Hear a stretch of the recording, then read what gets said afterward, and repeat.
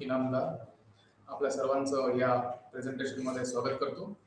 आणि ज्याप्रमाणे आपण मागे अनेक प्रेझेंटेशनमध्ये राज्यशास्त्र आणि लोकप्रशासन या विषयांचा आढावा घेत आलेलो आहोत, त्याच प्रकारे आपण आज एक नवीन टॉपिक चर्चेला घेणार आहोत, ते म्हणजे कंपॅरेटिव्ह गव्हर्नमेंट अँड पॉलिटिक्स याच्यावरती.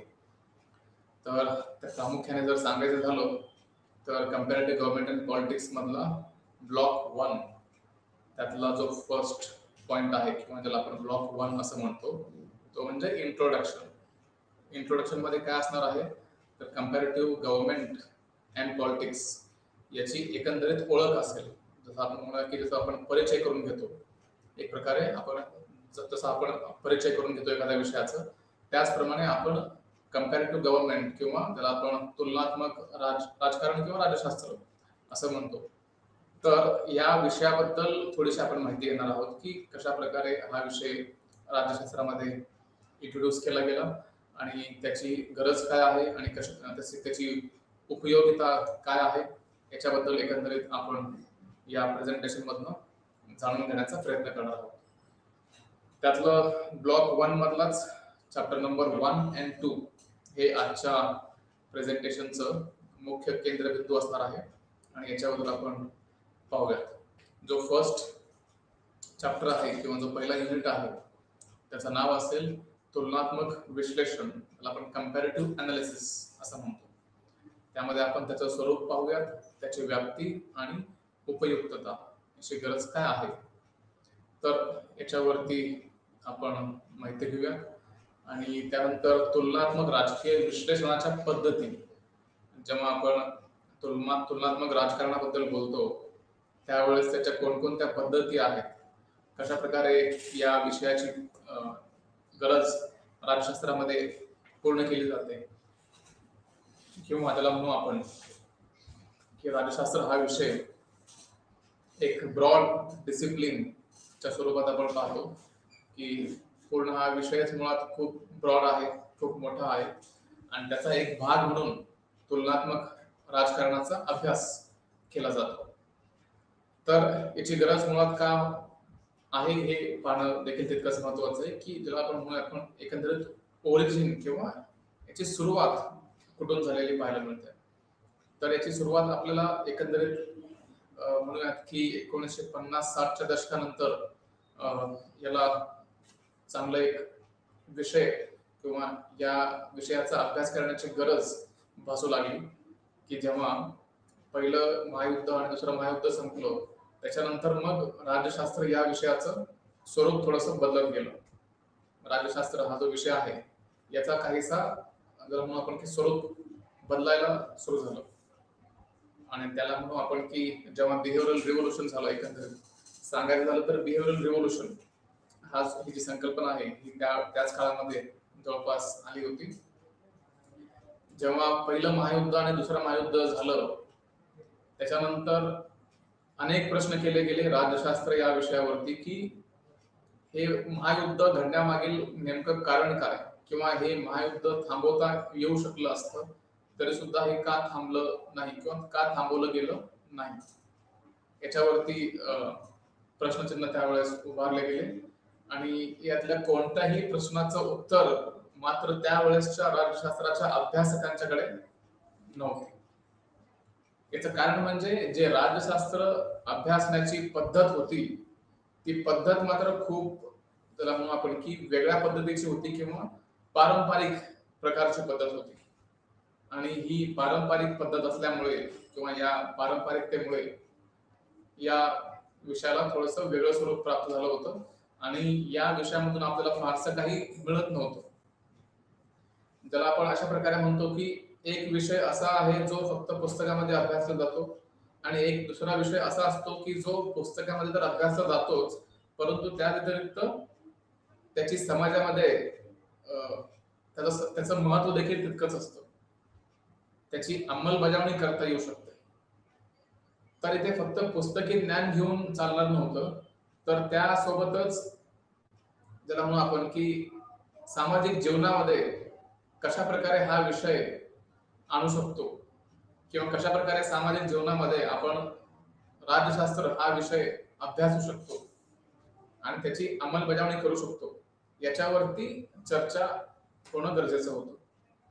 आणि ते त्यावेळेस फारसं होत नव्हतं. तर फक्त असं म्हणूयात आपण की सुरुवातीला जे रूढी परंपरा होत्या किंवा एकंदरीत आपण जर घेतलं सॉक्रेटिस, अरिस्टॉटल, प्लेटो, तर या सर्वांनी आदर्श राज्य कशा प्रकारचं असावं याच्यावर थोडंसं लक्ष केंद्रित केलेलं दिसतं.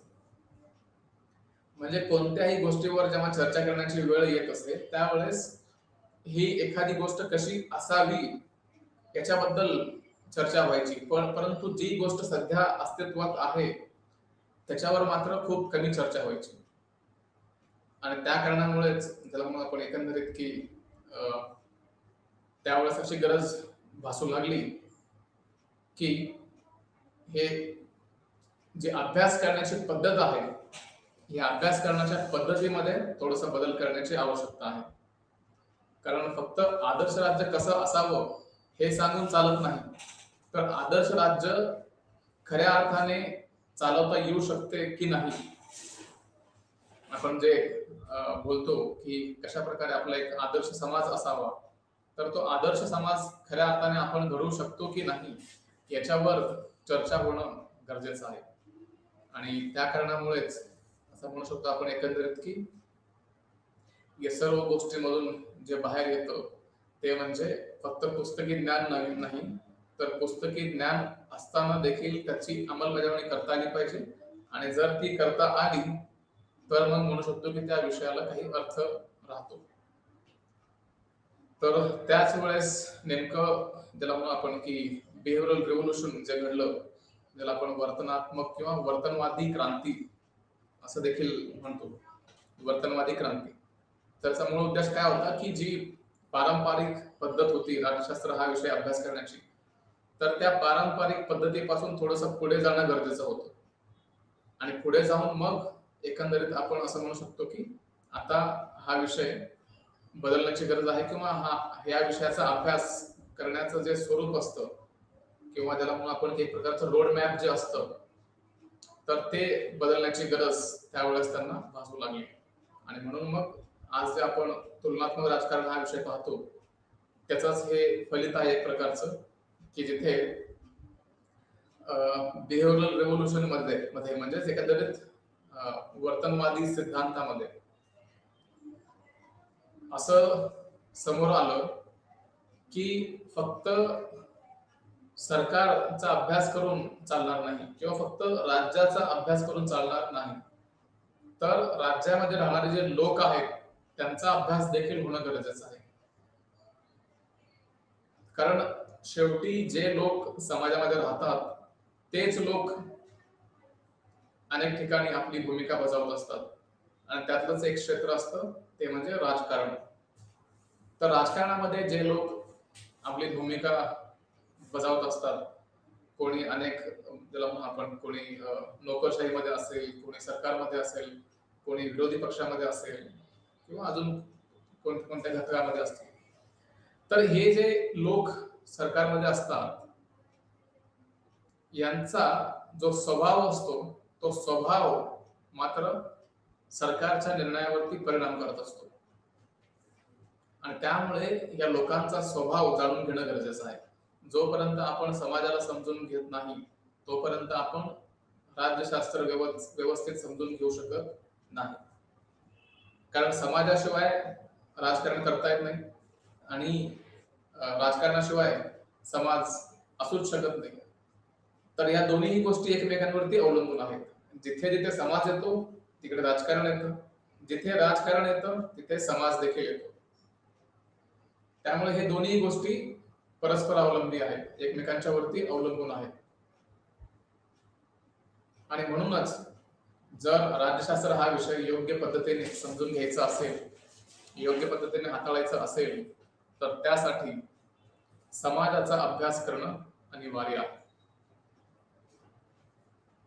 समाजाचा जेव्हा आपण अभ्यास करण्याच्या बद्दल बोलतो याचा अर्थ काय की कशा प्रकारे आपण एक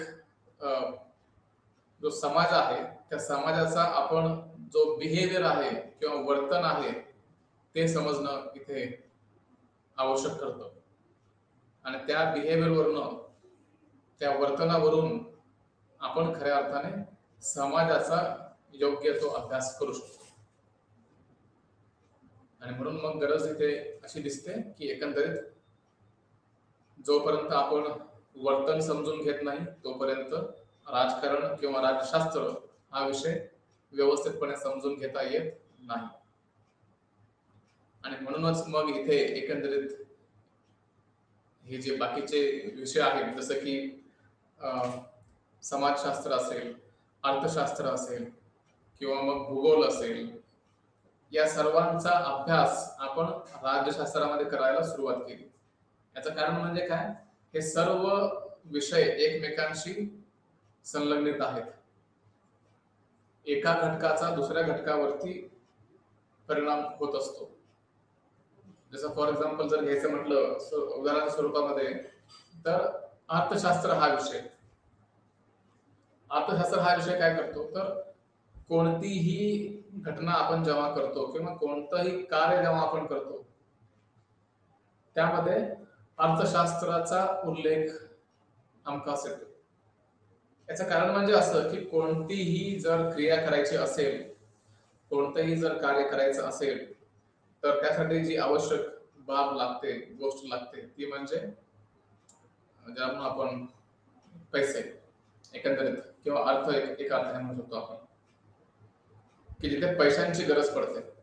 आणि जिथे जिथे पैशांची गरज पडते तिकडे इकॉनॉमिक्स आलाच, अर्थशास्त्र आलाच.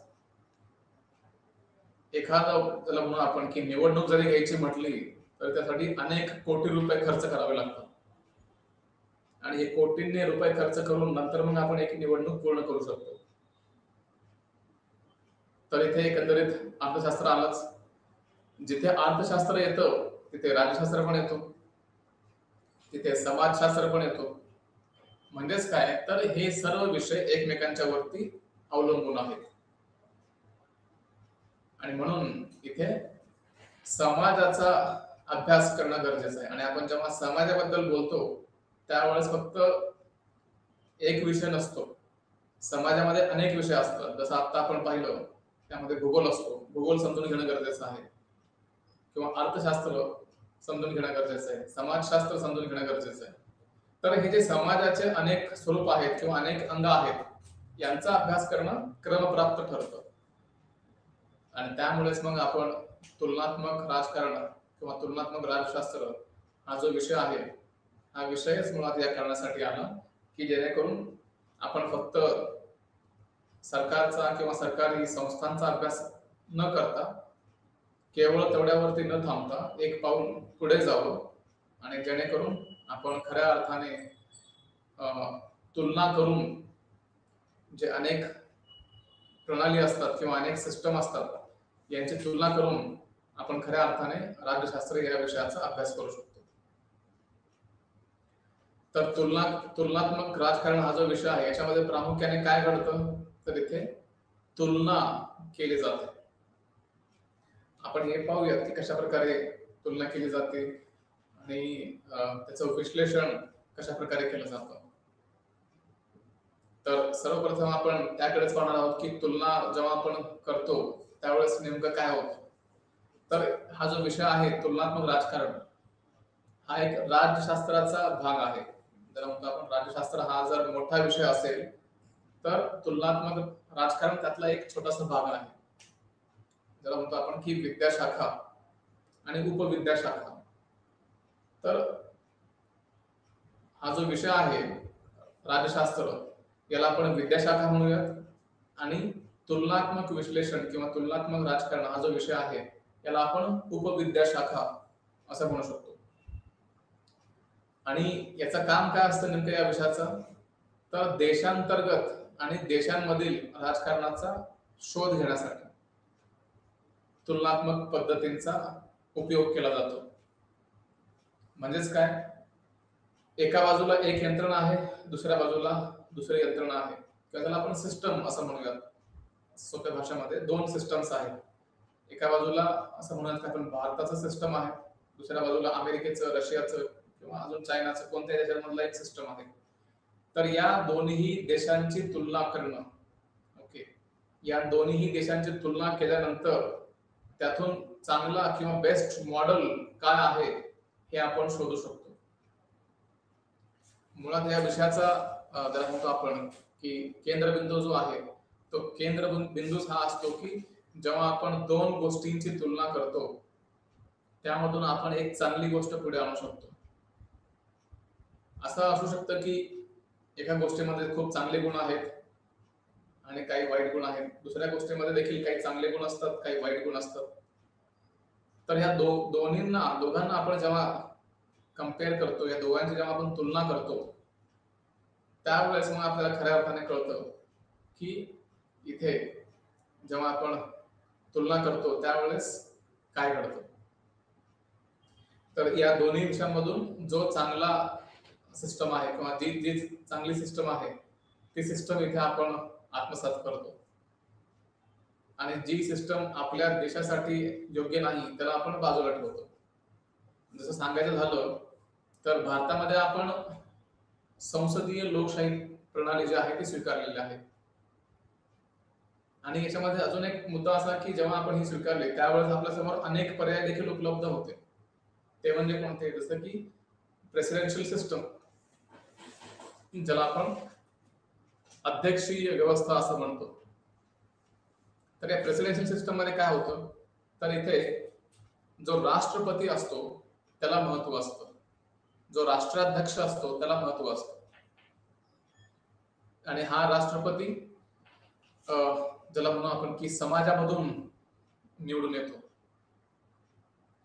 त्यासाठी राष्ट्रपती पद्धत अंमलात आणली जाते की जिथे राष्ट्रपती लोकांमधून निवडून येतात आणि देशाचं नेतृत्व करतात. परंतु जेव्हा आपण संसदीय लोकशाही बद्दल बोलतो किंवा संसदीय व्यवस्थेबद्दल बोलतो त्यावेळेस इथे पंतप्रधान आणि संसद यांना महत्व प्राप्त होतं. जेव्हा जेव्हा एखादा निर्णय घेण्याची वेळ येते त्यावेळेस त्याला संसदेमधून त्या कायद्याला पारित करणं अनिवार्य ठरतं आणि कायद्याला ज्याला म्हणून आपण एखादा बिल जो असतो ज्याला मराठीमध्ये आपण मसुदा असं म्हणतो, तर त्या मसुद्याला आपण संसदेमध्ये ठेवतो आणि संसदेमधील जे लोकप्रतिनिधी आहेत, लोकसभा आणि राज्यसभा या दोन्ही मधील, तर हे लोकप्रतिनिधी एका अर्थाने त्या मसुद्यासाठी मतदान करतील आणि त्या मतदानामधून मग एकंदरीत आपण असं म्हणू शकतो की कायद्यांची निर्मिती केली जाते. इथे कायद्यांची निर्मिती महत्वाची ठरते आणि त्यानंतर पुढे पुढे आपण ही व्यवस्था अजून जास्त प्रगत करत जातो. तर इथे आपण पाहिलं की एका बाजूला अध्यक्षीय शासन प्रणाली असते, दुसऱ्या बाजूला संसदीय शासन प्रणाली असते आणि आपण या दोन्हींचीही तुलना करतो की जर आपण अध्यक्षीय प्रणाली स्वीकारली त्याचे काय फायदे होतील आणि काय तोटे होतील.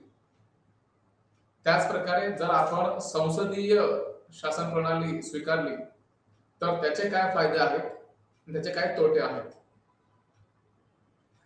तर हे करत असताना आपल्याला समजतं की आपल्या समाजासाठी कोणती पद्धत योग्य राहील.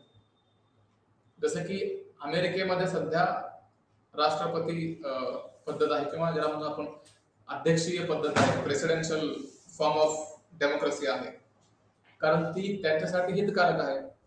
एका अर्थाने आपण म्हणू शकतो की त्यांच्या व्यवस्थेला किंवा त्यांच्या समाजाला प्रेसिडेन्शियल सिस्टम सूट करते म्हणून त्यांनी ती स्वीकारलेली आहे. परंतु तीच व्यवस्था भारताला सूट करेल असं नाही. भारतासाठी कदाचित संसदीय लोकशाही चांगल्या प्रकारे काम करू शकते आणि म्हणून मग भारतामध्ये देखील संसदीय लोकशाहीचा अवलंब केला गेला.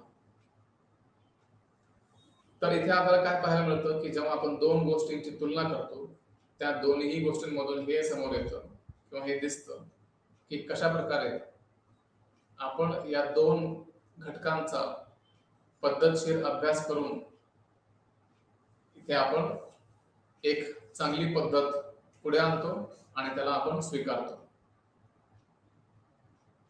ओके, तर इथे आपण काय पाहिलं की इथे या ज्याला म्हणू आपण की राज्यशास्त्रामधला हा जो विषय आहे तुलनात्मक विश्लेषण किंवा तुलनात्मक राजकारण और राज्यशास्त्र ज्याला म्हणू आपण, तर इथे एकंदरीत असं पाहायला मिळतं की दोन गोष्टींची तुलना करणं गरजेचं आहे आणि जेव्हा आपण ह्या दोन गोष्टींची तुलना करतो त्यातून आपण एक चांगलं बेस्ट फॉर्म आपण बाहेर आणतो आणि त्यानंतर मग खऱ्या अर्थाने कोणती पद्धत स्वीकारायची आणि कोणती पद्धत स्वीकारायची नाही याच्यावरती चर्चा होते, विचार विनिमय होतो आणि आपल्या समाजासाठी जी पद्धत योग्य राहील ती पद्धत मात्र स्वीकारली जाते.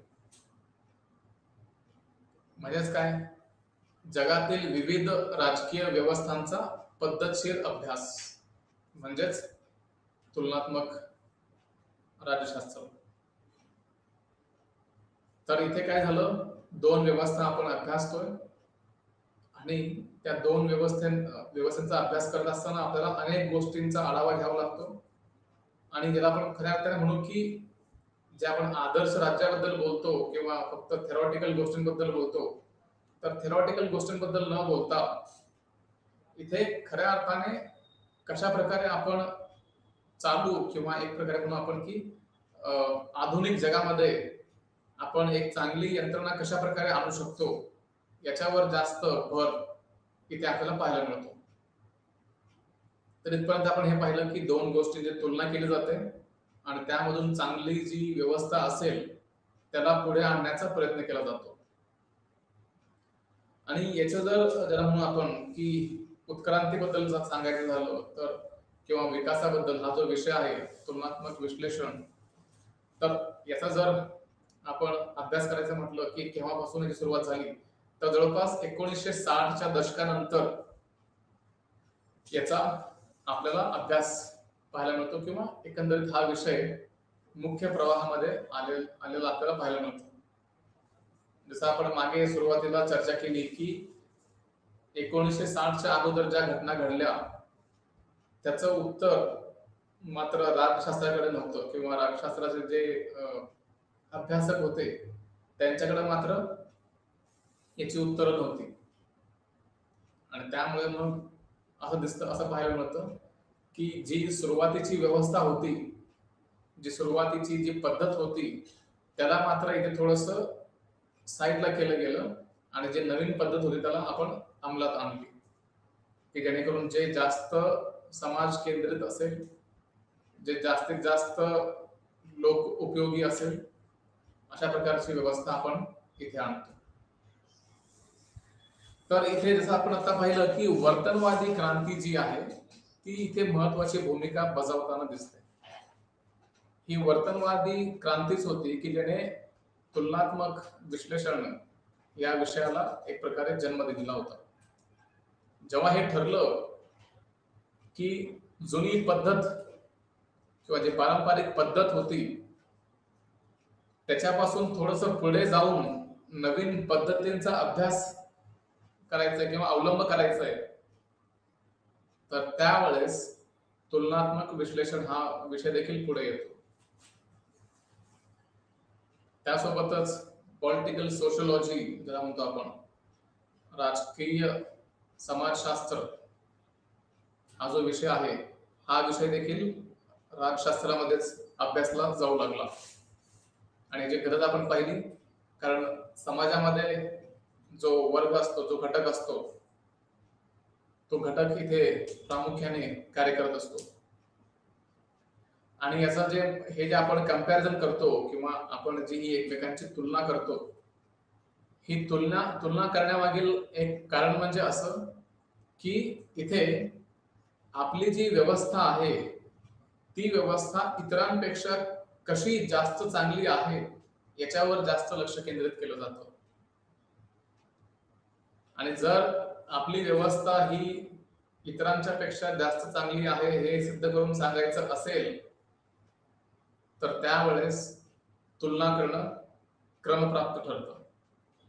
आणि म्हणूनच जेव्हा आपण तुलना करतो तेव्हाच आपण खऱ्या अर्थाने इथे चांगली एक पद्धत जी असते ती आपण पुढे आणू शकतो आणि तुलना केल्यानंतरच आपली पद्धत ही सर्वोत्तम आहे असं आपण त्यावेळेस म्हणू शकतो.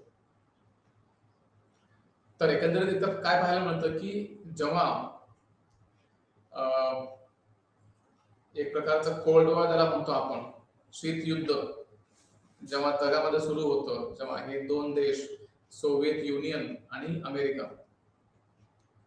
तर हे जे दोन देश एकमेकांच्या विरुद्ध संघर्ष करत होते, त्याला आपण शॅडो वॉर पण म्हणतो, की जिथे फक्त ते एकमेकांशी प्रत्यक्षपणे कधी युद्ध करत नाही, परंतु त्यांच्यामधले जे हावभाव असतात किंवा त्यांचे जे कृती असते, त्या कृतीमधून हे पाहायला मिळतं की ह्या दोन देशांच्या मध्ये खूप मोठा संघर्ष चालू आहे. आणि ते म्हणजेच एकंदरीत कोल्ड वॉर आपण ज्याला म्हणतो, शीत युद्ध, जे की अमेरिका आणि सोव्हिएत युनियन या दोन्ही मध्ये पाहायला मिळतं. आणि दोन्ही देश या गोष्टींच्या मागेच होते, किंवा प्रामुख्याने असं म्हणू आपण की जे भांडवलदार वर्ग देश होते किंवा जे भांडवलशाही देश होते, जसे की अमेरिका असेल, ब्रिटन असेल, फ्रान्स असेल, जर्मनी असेल किंवा अनेक अन्य देश, जे जे कोणी ज्याला म्हणू आपण भांडवलशाहीला समर्थन देत होतं आणि जे कम्युनिस्ट रेजिम त्यावेळेस होती त्याला विरोध होता, तर हे भांडवलशाहीवाद्यांनी हा विषय एकंदरीत पुढे आणलेला आहे.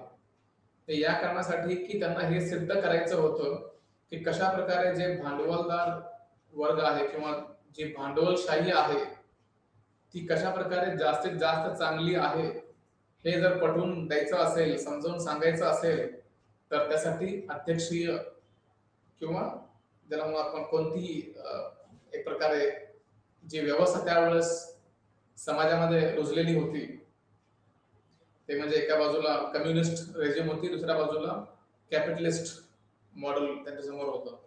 तर हे दोन्ही मॉडेल जेव्हा आपण कम्पेअर करतो, कम्पेअर करणं म्हणजे कसं की तिथली व्यवस्था कशा प्रकारे चाललेली आहे, इथली व्यवस्था कशा प्रकारे चाललेली आहे, यांचा विकास किती आहे, दुसऱ्यांचा विकास किती आहे, जेव्हा आपण या दोन्हींची तुलना करतो, त्यातून मग खऱ्या अर्थाने आपल्याला भांडवलशाही म्हणजे काय याचा आपल्याला एकंदरीत इथे एक प्रकारचा अभ्यास पाहायला मिळतो.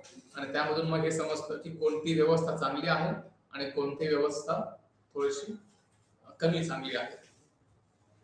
तर मग त्यावेळेस जे भांडवलशाही लोक होते किंवा भांडवलदार वर्ग होता, त्यांना हे सिद्ध करून दाखवायचं होतं की कशा प्रकारे त्यांनी कम्युनिस्ट रेजिमला, कम्युनिस्ट जी सत्ता होती त्यावेळेस, त्या कम्युनिस्ट रेजिमला कशा प्रकारे त्यांनी रोखलेलं आहे आणि कशा प्रकारे भांडवलशाही ही जास्त मोठ्या वेगाने पुढे चाललेली आहे.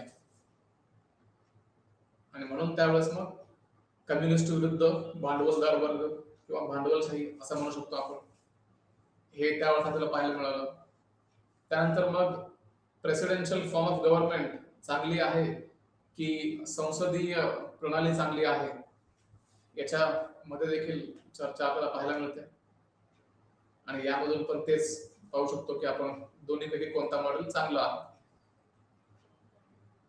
आणि तिसरं म्हणजे अजून एक एक्झाम्पल जर घ्यायचं म्हटलं तर द्विपक्ष पद्धत किंवा मग बहुपक्ष पद्धत, म्हणजे त्याला म्हणतो आपण पार्टी सिस्टम. जास्त एक पक्ष, द्विपक्ष आणि बहुपक्ष, हे तीन प्रामुख्याने पक्षांच्या पद्धती असतात. एकतर आपल्या देशामध्ये एक पक्षीय शासन असू शकतो किंवा मग द्विपक्षीय म्हणजे दोन पक्षांचं शासन असू शकतं, आणि एक म्हणजे मल्टी पार्टी सिस्टम म्हणजे बहुपक्ष पद्धत, की त्यामध्ये एकापेक्षा दोन पेक्षा अनेक जास्त पक्ष आपल्याला पाहायला मिळतात.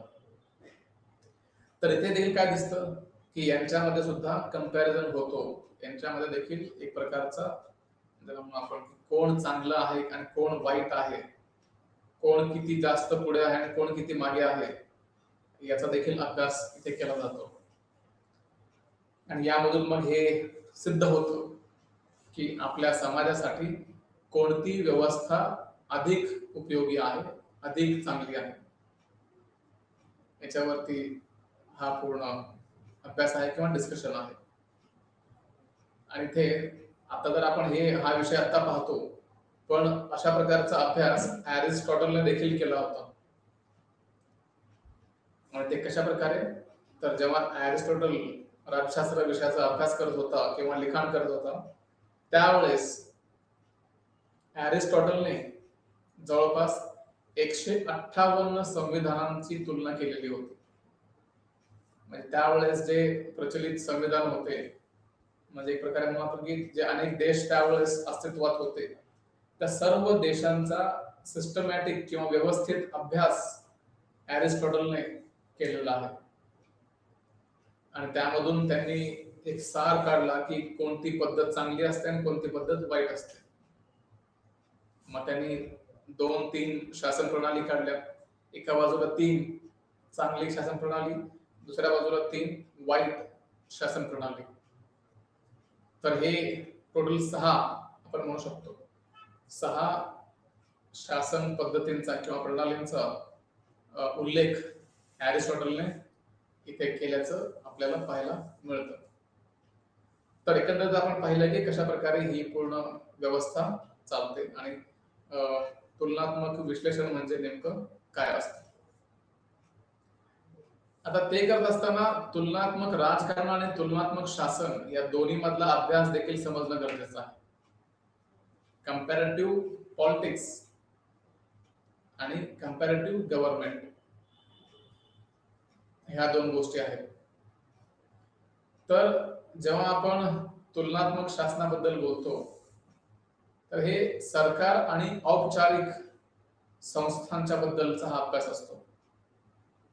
आपण पाहिलेलं आहे की सरकारमध्ये प्रामुख्याने 3 घटक असतात. एक म्हणजे विधिमंडळ, ज्याचं काम असतं की कायद्यांची निर्मिती करणे. दुसरा आहे कार्यकारी मंडळ, ज्याचं हे कार्य असेल की ते जे कायदे विधिमंडळाद्वारे बनवले गेलेले आहेत त्याची योग्य ती अंमलबजावणी करायची. तिसरं असतं न्यायपालिका, की ज्यामध्ये न्यायपालिका हे न्याय देण्याचं कार्य करते आणि जो कोणी दोषी असेल त्याला शिक्षा दिली जाईल, जो कोणी निर्दोष असेल त्याला शिक्षेपासून लांब केलं जाईल. आणि त्यासोबतच सरकार जे काही कायदे बनवत आहे किंवा कायद्यांची अंमलबजावणी करत आहे, ते कायदे खऱ्या अर्थाने घटनेवर आधारित आहेत की नाही, घटनात्मक प्रक्रिया इथे फॉलो केली गेलेली आहे की नाही, हे पाहण्याचं काम इथे या ठिकाणी न्यायपालिका करत असते. त्यासोबतच नोकरशाही ही देखील महत्वाची आहे. नोकरशाही देखील एक प्रकारचं औपचारिक संस्था आहे की जी एकंदरीत जे काही ब्युरोक्रॅट्स असतात, जे काही अधिकारी असतात, ते सर्व या गटामध्ये मोडतात नोकरशाहीमध्ये. आणि हा गट देखील एक प्रकारचा औपचारिक म्हणतो आपण, एक प्रकारची औपचारिक संस्था म्हणून ओळखली जाते. तर इथे या सर्व गोष्टींचा जो अभ्यास आहे तो अभ्यास तुलनात्मक शासन या घटकामध्ये केला जातो. दुसऱ्या बाजूला आपण पाहतो की तुलनात्मक राजकारण, कंपॅरेटिव्ह पॉलिटिक्स. तर इथे सर्व प्रकारच्या राजकीय क्रिया जे की सरकारी असतील किंवा मग गैर सरकारी असतील, याचा विचार न करता सर्व प्रकारच्या राजकीय क्रियांचा इथे अभ्यास केला जातो. इथे औपचारिक आणि अनौपचारिक दोन्ही घटकांचा अभ्यास असतो. प्रामुख्याने औपचारिक आणि अनौपचारिक घटना देखील तितक्याच महत्वाच्या असतात. कंपॅरेटिव्ह गव्हर्नमेंट मध्ये फक्त गव्हर्नमेंटचा अभ्यास होतो, परंतु कंपॅरेटिव्ह पॉलिटिक्स मध्ये गव्हर्नमेंटच्या व्यतिरिक्त गोष्टींचा देखील अभ्यास केला जातो, की जे सरकारमध्ये नाही, जे प्रत्यक्षपणे सरकारशी संबंधित नाही, परंतु अप्रत्यक्षपणे मात्र सरकारशी संबंधित असतात. म्हणून इथे अनौपचारिक गोष्टींवर देखील किंवा अनौपचारिक जे क्रिया असतात त्याच्यावर देखील तितकंच लक्ष केंद्रित केलं जातं. आणि म्हणून म्हणतो आपण की एक प्रकारे जे कंपॅरेटिव्ह पॉलिटिक्स असतं ते संपूर्ण घटकांवरती, संपूर्ण क्रियांवरती लक्ष केंद्रित करतं. समाजामध्ये कोणतीही घटना घडत असेल, एखादी चळवळ जरी उभी राहिली असेल, तरी त्या चळवळीचा अभ्यास इथे कंपॅरेटिव्ह पॉलिटिक्स मध्ये केला जातो.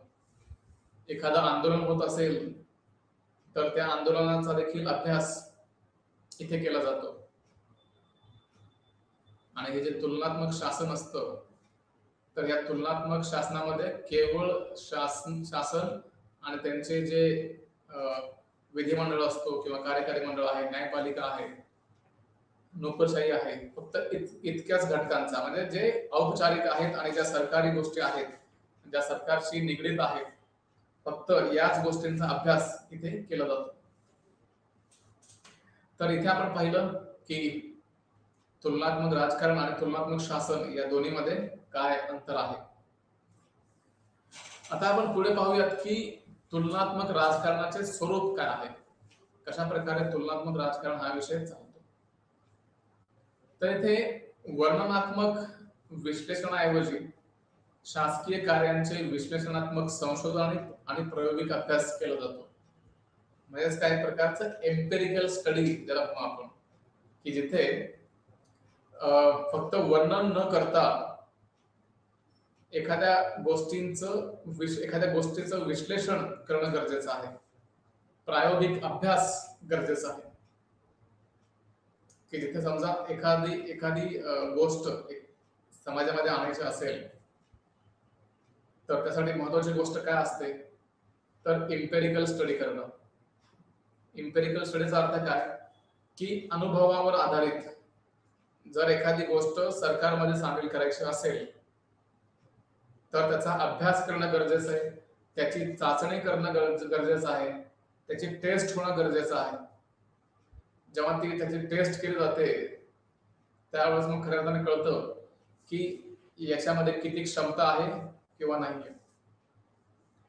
जर साध्या भाषेमध्ये सांगायचं म्हटलं तर कोणतीही एखादी मिसाईल आपण घेऊयात की डिफेन्स मध्ये किंवा ज्यामध्ये आपण आपलं जे सैन्य असतं डिफेन्स क्षेत्रामध्ये, जर एखादं मिसाईल आणायचं असेल किंवा एखादं विमान जर आणायचं असेल तर ते आणण्यापूर्वी त्यांची चाचणी केली जाते की खऱ्या अर्थाने हे जे विमान आहेत, हे विमान योग्यरीत्याने काम करतील किंवा नाही, आपल्याला या विमानांमधून जे अपेक्षित आहे ते यातून मिळतंय की नाही. आणि जेव्हा आपण हे प्रयोग करतो, टेस्ट करून बघतो आणि त्यातून जर हे आढळलं की आता आपण याच्यावरती विश्वास ठेवू शकतो आणि मग आपण याला डिफेन्स मध्ये आणायला काही हरकत नाही, अशा गोष्टीला आपण म्हणतो एम्पेरिकल स्टडी, की जिथे डेटा आपल्याकडे उपलब्ध असतो, संपूर्ण माहिती आपल्याकडे उपलब्ध असते आणि त्या डेटाच्या आणि माहितीच्या आधारे आपण अनेक तर्क लावू शकतो. त्यासोबतच इथे हे मूल्याधारित नसून मूल्यावर आधारित होता. आपण एक प्रकारचा जो अभ्यास पूर्वी केला जात होता त्याला बाजूला ठेवून मूल्यमुक्त अभ्यास किंवा व्हॅल्यू फ्री ट्रेडिशन आपण इथे आणलेलं पाहायला मिळतं, की ज्यामध्ये मूल्यांना आपण बाजूला ठेवतो. काय योग्य आहे, काय अयोग्य आहे, ही चांगली गोष्ट आहे, वाईट गोष्ट आहे, हे सर्व गोष्टींचा विचार न करता आपल्या समाजासाठी कोणती गोष्ट चांगली आहे ते स्वीकारलं गेलं पाहिजे.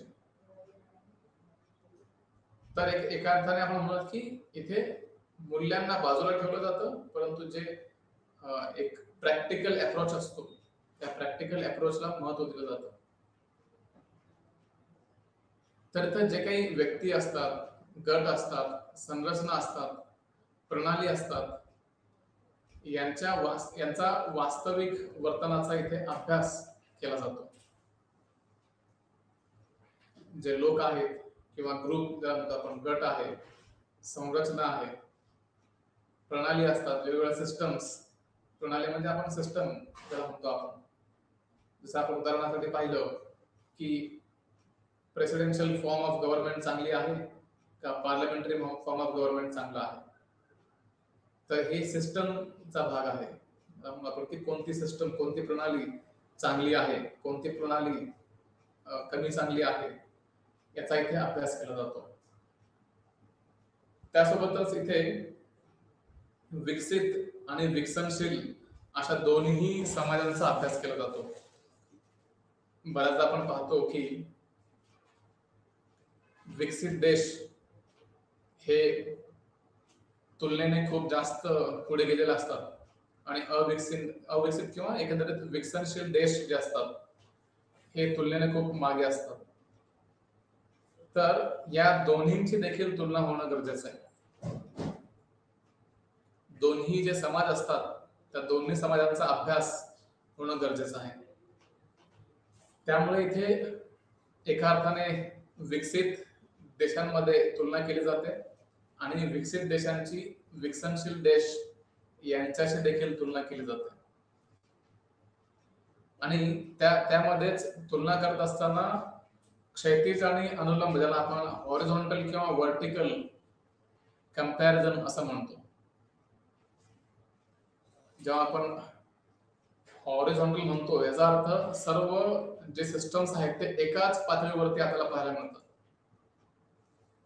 जसे की अनेक यंत्रणा आहेत, जे समजा आपण असं म्हणूयात आपण की जे सेंट्रल गव्हर्नमेंट असेल किंवा केंद्र शासन असेल त्यामध्ये अनेक संस्था असतात. जसं एन्फोर्समेंट डायरेक्टरेट झालं किंवा मग CBI झालं, त्यासोबतच मग telecom regulatory authority of India झालं किंवा रिझर्व्ह बँक झालं. तर हे सर्व समान पातळीवरती आहेत कारण हे सर्व केंद्रीय संस्था आहेत. तर यांचा तुलनात्मक अभ्यास म्हणजे हॉरिझॉन्टल स्टडी असं म्हणतो आपण. आणि त्यामधून मग खऱ्या अर्थाने कळतं की कोणती गोष्ट चांगली आहे, कोणती बाब चांगली आहे, कोणती नाही आहे, कोणाचे जास्त अधिकार आहेत किंवा कोण किती जास्त सक्षम आहे, हे सर्व गोष्टी आपण इथे पाहतो. त्यासोबतच व्हर्टिकल स्टडी देखील महत्वाची आहे. व्हर्टिकल म्हणजे ज्याला आपण म्हणतो टॉप टू बॉटम अप्रोच. जसं जर सांगायचं झालं तर हे सर्व एका पातळीवरती नसतात, हे डिफरंट लेवल्स वरती असतात. एका बाजूला सेंट्रल गव्हर्नमेंट असेल, त्यानंतर मग स्टेट गव्हर्नमेंट असेल आणि त्यानंतर मग लोकल गव्हर्नमेंट. तर ह्या तिन्ही गोष्टींचा अभ्यास इथे आपल्याला पाहायला मिळतो. तर जेव्हा आपण वरून खालपर्यंत किंवा खालून वरपर्यंत जेव्हा अभ्यास करतो या अनेक संस्थांचा, त्याला आपण व्हर्टिकल स्टडी असं म्हणतो आपण किंवा व्हर्टिकल कंपॅरिझन असं म्हणतो. आणि त्यासोबतच तुलनात्मक राजकारणाचं स्वरूप बघताना आपल्याला असं पाहायला मिळतं की याचं जे स्वरूप आहे हे आंतरविद्याशाखीय दृष्टिकोनावर अवलंबून आहे, ज्याला आपण इंटरडिसिप्लिनरी अप्रोच असं म्हणतो. इंटरडिसिप्लिनरी अप्रोच, आंतरविद्याशाखीय दृष्टिकोन, की ज्यामध्ये अनेक डिसिप्लिन्स एकत्र करून अभ्यास केला जातो. ह्या अनेक डिसिप्लिन्सचा अभ्यास इथं आपल्याला पाहायला मिळतो, की ज्याला आपण आंतरविद्याशाखीय दृष्टिकोन असं म्हणतो. तर तुलनात्मक शासन औपचारिक संस्थांशी संबंधित आहे आणि तुलनात्मक राजकारण हे मात्र दोन्ही औपचारिक आणि अनौपचारिक संस्थांशी संलग्नित आहे. हे आपण मागच्या स्लाइड मध्ये पण पाहिलेलं आहे की कशा प्रकारे कंपॅरेटिव्ह गव्हर्नमेंट जे आहे हे फक्त सरकारी जे एजन्सीज आहेत किंवा सरकारशी निगडीत जे जे घटक आहेत त्यांचा अभ्यास केला जातो. त्यानंतर दुसऱ्या बाजूला ज्या गोष्टी सरकारशी प्रत्यक्षपणे निगडीत नाही परंतु अप्रत्यक्षपणे आहेत त्यांचा अभ्यास मात्र कंपॅरेटिव्ह गव्हर्नमेंटच्या व्यतिरिक्त कंपॅरेटिव्ह पॉलिटिक्स मध्ये इथे केलेलं पाहायला मिळतं. आणि हे करत असताना इथे नवीन संकल्पनांचा विकास देखील होत असतो. तर जसा जसा समाज प्रगत होत जातो तसा तसा त्याच वेळेस काही संकल्पनांचा उदय देखील होत असतो. आणि याच्याबद्दल आपण पाहूयात की कशा प्रकारे या संकल्पना पुढे आपण अस्तित्वात आलेलं पाहायला मिळतं. यामध्ये जेव्हा आपण तुलनात्मक राजकारणाची व्याप्ती पाहतो तर यामध्ये प्रामुख्याने पहिला जो मुद्दा दिसतो तो म्हणजे कार्यात्मक अभ्यास असतो, म्हणजेच फंक्शनल स्टडीज ज्याला म्हणतो आपण. तर इथं फंक्शनल स्टडीजला महत्व आहे. हे जे फंक्शन्स दिले गेलेले आहेत त्या फंक्शन्सला महत्व आहे. मग त्यामध्ये पॉलिटिकल कम्युनिकेशन असेल. पॉलिटिकल कम्युनिकेशन म्हणजेच काय की जे सरकार निर्णय घेते ते अनेक एजन्सीज पर्यंत पोहोचतो, त्यांच्या माध्यमातून लोकांपर्यंत पोहोचतो. म्हणजे एकमेकांच्या मध्ये देवाणघेवाण चालू असते, संवाद हा नेहमी चालू असतो. तर इथे राजकीय संवाद किंवा पॉलिटिकल कम्युनिकेशन आपण पाहू शकतो. त्यासोबतच जे कायदे बनवण्याची प्रक्रिया आहे त्याचा कार्यात्मक अभ्यास देखील गरजेचा आहे. फंक्शन्स कार्य जे आहेत ते इथे पाहायला मिळतात. म्हणजे जे संसद आहे, संसद जर कायदे बनवत असेल, कायदे पारित करत असेल, तर मग त्या कायद्यांचा अभ्यास होणं गरजेचं आहे. त्याचे जे फंक्शन्स आहेत त्या फंक्शन्सचा अभ्यास होणं गरजेचं आहे. त्यासोबतच जे कायदे बनवले गेले आहेत त्याची अंमलबजावणी देखील तितकंच महत्वाचं आहे. त्या कायद्यांना लागू करणं देखील महत्वाचं आहे. तर ते कशा प्रकारे लागू केलं जातं त्याचा अभ्यास इथे केला जातो. त्यानंतर सामाजिकीकरण ज्याला म्हणतो आपण, सामाजिकरण की ज्यामध्ये प्रत्येक व्यक्ती समाजाशी जोडला जातो. की ज्यामध्ये आपण जर शाळेतल्या मुलाबद्दल बोललो तर जेव्हा एखादा विद्यार्थी किंवा विद्यार्थिनी शाळेमध्ये येते किंवा येतो त्यावेळेस ते एकमेकांशी संपर्क करतात, एकमेकांशी देवाणघेवाण करतात. त्या प्रकारेच जे लोक अनेक कार्यालयांमध्ये काम करतात, जे फंक्शन्स करत असतात, त्याला देखील आपण सामाजिकरण म्हणू शकतो. कारण इथे देखील लोक एकमेकांशी जवळीकता साधत असतात. निर्णय जे घेतात, निर्णय निर्धारण ज्याला आपण म्हणतो एक प्रकारे, तर निर्णय घेण्याच्या पद्धतीमध्ये देखील इथे महत्वाची भूमिका दिसते.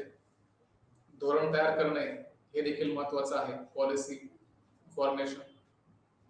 तर इथे एकंदरीत म्हणू आपण की राजकीय वर्तनाचा देखील अभ्यास असतो. राजकीय वर्तन जेव्हा म्हणतो आपण पॉलिटिकल बिहेवियर, तर एखादा समाज वारंवार जर एकाच पक्षाला मतदान करत असेल तर त्यामधून त्याचं राजकीय वर्तन पाहायला मिळतं.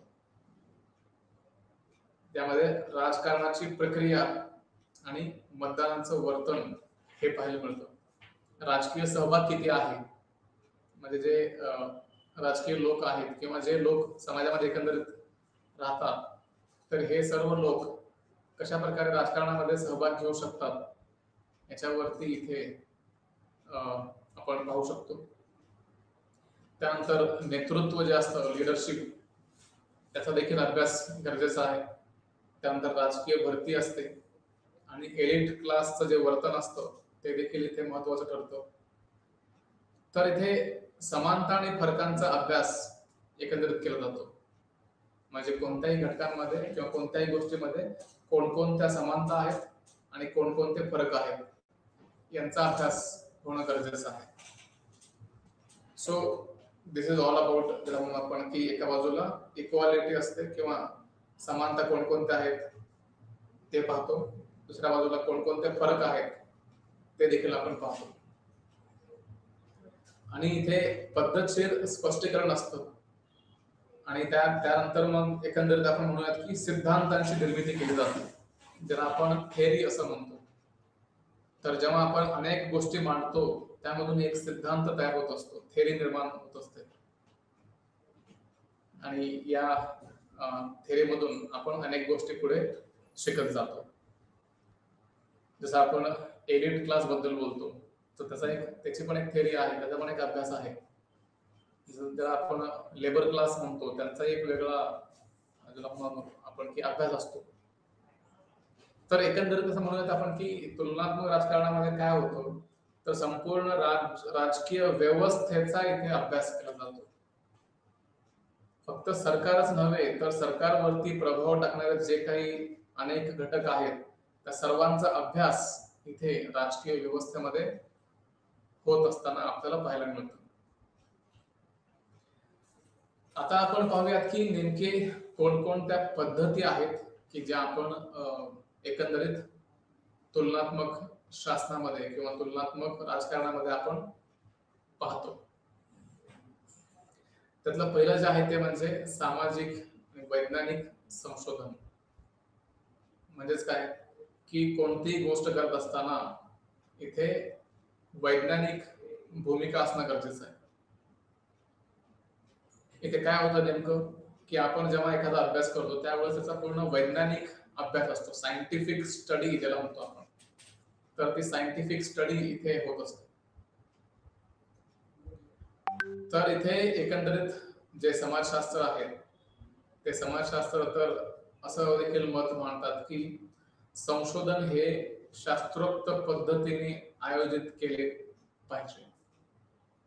जेव्हा जेव्हा आपण एखादा रिसर्च करतो, जेव्हा जेव्हा आपण एखादं संशोधन करतो, त्यावेळेस त्यामध्ये सायंटिफिक मेथड आलीच पाहिजे.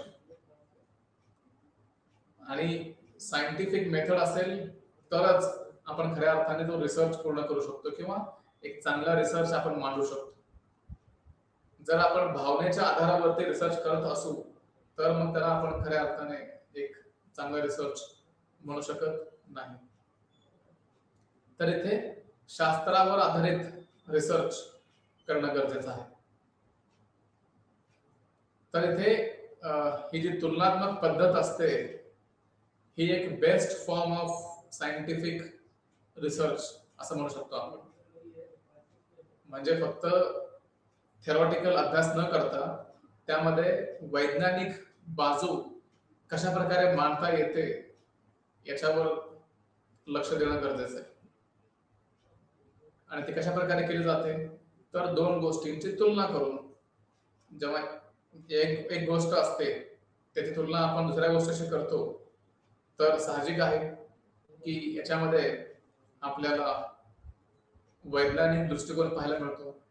कारण आपण दोन्ही गोष्टींची तुलना करतोय आणि तुलना केल्यानंतर मग दोन्ही गोष्टींमध्ये कोणकोणत्या चांगल्या गोष्टी आहेत आणि कोणत्या वाईट गोष्टी आहेत हे आपण समोर ठेवतोय. फक्त असं होत नाही की एखाद्याने सांगितलं की ही पद्धत चांगली आहे, त्याच्यावर अभ्यास झालेला आहे आणि फक्त मग एखाद्या गोष्टीवर अभ्यास झालेला आहे म्हणून त्याला आपण स्वीकारायचं असं मात्र अपेक्षित नाहीये. हे खरं आहे की एखाद्या गोष्टीवर अभ्यास झालेला असल्यामुळे त्याच्या चांगल्या बाबी बऱ्याच पुढे असतात किंवा सर्वांना माहीत असतात. परंतु असंही होऊ शकतं की दुसऱ्या ज्या गोष्टी असतात, दुसऱ्या ज्या बाबी असतात ते अजून जास्त पद्धतीने किंवा अजून जास्त चांगल्या पद्धतीने आपण मांडू शकतो. तर इथे एकंदरीत आपण हे पाहू शकतो की तुलना करणं ही एक सायंटिफिक गोष्ट आहे, शास्त्रीय पद्धत आहे, वैज्ञानिक पद्धत आहे आणि त्यामधून मग आपण खऱ्या अर्थाने एक चांगलं रिसर्च हे आपण पुढे आणू शकतो. एक अमेरिकन राजकीय शास्त्रज्ञ आहेत ज्यांना आपण जेम्स कोलमन म्हणून ओळखतो. तर त्यांनी तुलना करत नसाल तर तुम्ही वैज्ञानिक होऊ शकत नाही असं मत मांडलेलं आहे. त्यांचं म्हणणं आहे की जर सायंटिफिक अप्रोच ठेवायचा असेल, जर वैज्ञानिक दृष्टिकोन ठेवायचा असेल तर त्यासाठी तुलना करणं अत्यंत गरजेचं आहे. दोन गोष्टी असतील तर दोन्ही गोष्टींमध्ये तुलना झालीच पाहिजे. जसं आपण साधा उदाहरण घेऊन आपण समजू शकतो की जर आपल्याला एखादा मोबाईल विकत घ्यायचा असेल तर ते मोबाईल विकत घेत असताना आपल्याला ह्या दोन मोबाईल मध्ये तुलना करता आली पाहिजे की या कंपनीचा फोन चांगला आहे किंवा दुसऱ्या कंपनीचा फोन चांगला आहे. जेव्हा आपण दोन्हींची तुलना करतो त्यावेळेस मग खरं कळतं की आपल्याला की कोणता फोन चांगला आहे आणि तेव्हा मग आपण खऱ्या अर्थाने निर्णय योग्य तो घेऊ शकतो. जेव्हा आपण भौतिक विज्ञानाबद्दल बोललेला आपण फिजिकल सायन्स असं म्हणतो तर यामध्ये काय घडतं नेमकं तर इथे जे काही एक्सपेरिमेंट्स होतात, जे काही प्रयोग होतात तर ते पूर्णपणे नियंत्रित वातावरणामध्ये प्रयोगशाळांमध्ये हे प्रयोग केले जातात. परंतु सामाजिक शास्त्रामध्ये किंवा ज्याला म्हणतो आपण लोक प्रशासन असेल किंवा मग राजशास्त्र असेल तर यामध्ये मात्र जे प्रयोग होतात ते समाजामध्ये होत असतात. याला कोणतीही बाउंड्री नसते किंवा याला कोणतंही एक नियंत्रित परिस्थिती नसते. त्यामुळे हे रिसर्च देखील महत्वाचं ठरतं. त्याच्यामध्ये अजून काही पद्धती आहेत त्याचा आपण एकंदरीत थोडासा आढावा घेऊयात. एक म्हणजे प्रायोगिक पद्धत. ज्याला आपण एक्सपेरिमेंटल मेथड असं देखील म्हणतो. तर प्रायोगिक पद्धतीमध्ये काय होतं, तर इथे सामाजिक प्रयोगांना चालना दिली जाते. आता सामाजिक प्रयोग म्हणजे कोणते, की एखादा सरकारने निर्णय घेतला की एक निर्णय आहे जो की संपूर्ण समाजाला मान्य करावा लागेल आणि तो असं आपण उदाहरणासाठी घेऊयात की जर एखादी समस्या समाजामध्ये उद्भवली असेल तर ती समस्या सोडवण्यासाठी काही प्रयोग केले जातात आणि त्या प्रयोगामधून आपल्याला कळतं की ही पद्धत समाजासाठी चांगली आहे किंवा नाही. जसं आपण रोड बद्दल बोलतो की जर रोडवरती खूप जास्त ट्रॅफिक होत असेल तर मग त्याला फ्लायओव्हर दिला जातो किंवा बनवला जातो. जेव्हा आपण फ्लायओव्हर बनवतो त्यावेळेस मग जो खालचा रोडवरचा ट्रॅफिक असतो तो पूर्णपणे त्या फ्लायओव्हर वरती जातो आणि त्यामुळे काय होतं तर ते खाली जे होणारं ट्रॅफिक होतं ते ट्रॅफिक तुलनेने कमी होतं आणि जे आपले फोर व्हीलर्स असतात किंवा टू व्हीलर्स असतात हे खूप जास्त गतीने पुढे जाऊ शकतात. तर म्हणजेच काय, इथे समाजामध्ये प्रयोग करणं गरजेचं आहे आणि जेव्हा आपण प्रयोग करतो तेव्हा मग आपल्याला कळतं की ही पद्धत योग्य आहे किंवा नाही. त्यासाठी प्रयोग होणं गरजेचं आहे. त्यानंतर काही केस स्टडी असते, त्याचा देखील अभ्यास करणं गरजेचं आहे. जेव्हा एखादी केस अगोदर घडलेली असते, जसं समजा की आपण असं उदाहरण घेऊया की एखादा प्रयोग खूप आधी केला गेला आहे तर तो प्रयोग यशस्वी झाला किंवा अयशस्वी झाला याचा जर अभ्यास करायचा असेल तर मग त्या केसचा दुसऱ्या केसशी तुलना करणं गरजेचं आहे. हे जर दोन केस असतील, दोन वेगळे प्रकरण असतील तर दोन्हीची तुलना करायची आणि त्यामधून आपल्याला कळतं की कोणती गोष्ट चांगली आहे. त्यासोबतच मग स्टॅटिस्टिकल मेथड देखील असते, ज्याला आपण सांख्यिकी पद्धत म्हणतो. यामध्ये काय होतं तर आकडेवारीवरून आपण हे कंपॅरिझन करू शकतो. एका बाजूला हे आकडे दिसत आहेत, दुसऱ्या बाजूला दुसरे आकडे दिसत आहेत, तर या आकड्यांच्या वरून आपण हे दर्शवू शकतो किंवा सिद्ध करू शकतो. जसं फॉर एक्झाम्पल म्हटलं तर मतदानाचे स्वरूप जे असतं, जे मतदान करणारे लोक आहेत त्याचं स्वरूप काय होतं किंवा सार्वजनिक खर्च जो होतो तो कशा प्रकारे कुठे केला जातो, त्यासोबतच मतदान जो केला जातो ते त्याचं मतदान करताना त्यावेळेस कोणती भूमिका महत्वाची ठरते, या सर्व गोष्टी इथे आपल्याला पाहायला मिळतात. त्यासोबतच इथे फोकस्ड कंपॅरिझन नावाची पण एक पद्धत असते, ज्याला आपण केंद्रित तुलना असं म्हणतो. ह्याचा अर्थ काय की इथे सर्व गोष्टींवरती लक्ष केंद्रित न करता फक्त एखाद्या छोट्याशा लहान पैलूवरती लक्ष केंद्रित केलं जातं. जसं आपण संपूर्ण त्याला म्हणू आपण की भारताचा अभ्यास करायचं म्हटलं तर हे कदाचित थोडंसं अवघड होऊ शकतो. म्हणून त्यासाठी मग संपूर्ण भारताचा अभ्यास न करता आपण छोटे छोटे जे राज्य आहेत राज्यांचा अभ्यास करावा किंवा त्याच्या आधी पण जे शहर आहेत किंवा जिल्हे आहेत त्यांचा अभ्यास करावा आणि मग संपूर्ण देशाचा अभ्यास करावा, ज्याला म्हणतो आपण फोकस्ड किंवा केंद्रित तुलना. ओके. त्यासोबतच अजून एक आहे तो म्हणजे ऐतिहासिक पद्धत, हिस्टॉरिकल मेथड ज्याला म्हणतो आपण. तर ऐतिहासिक दृष्ट्या काही संवेदनशील गोष्टी देखील असतात. तर या संवेदनशील गोष्टींचा, या संवेदनशील विषयांचा अभ्यास महत्वाचा ठरतो. तर तो अभ्यास या पद्धतीमध्ये केला जातो आणि तो जो इतिहास असतो त्या इतिहासाची तुलना देखील इथे केली जाते. तर इथे एकंदरीत काय पाहायला मिळतं तर वरील जेवढे सर्व पद्धती होत्या त्या सर्वांमध्ये आपण तुलना हा एक महत्वाचा घटक पाहतो. तर ते प्रत्येक गोष्टीमध्ये तुलना ही केली जाते आणि ही तुलना केल्यानंतर काही सामान्यीकृत विधान आपण करू शकतो किंवा जनरलाइज्ड स्टेटमेंट आपण इथे करू शकतो. तर एकंदरीत आपण हे संपूर्ण तुलनात्मक राज्यशास्त्र किंवा तुलनात्मक राजकारणाबद्दलची माहिती घेतलेली आहे. आशा व्यक्त करतो की याच्यामधून आपल्याला जे सुरुवातीची मांडणी करायची होती ती आपण इथे पाहिलेली आहे आणि याच्या पुढे जे आपले प्रेझेंटेशन्स होतील या प्रेझेंटेशन मध्ये आपण पुढचा भाग स्वीकारू किंवा पुढचा भाग जे आहे ते आपण पाहूया. आज आपण तुर्तास इथेच थांबूया. धन्यवाद.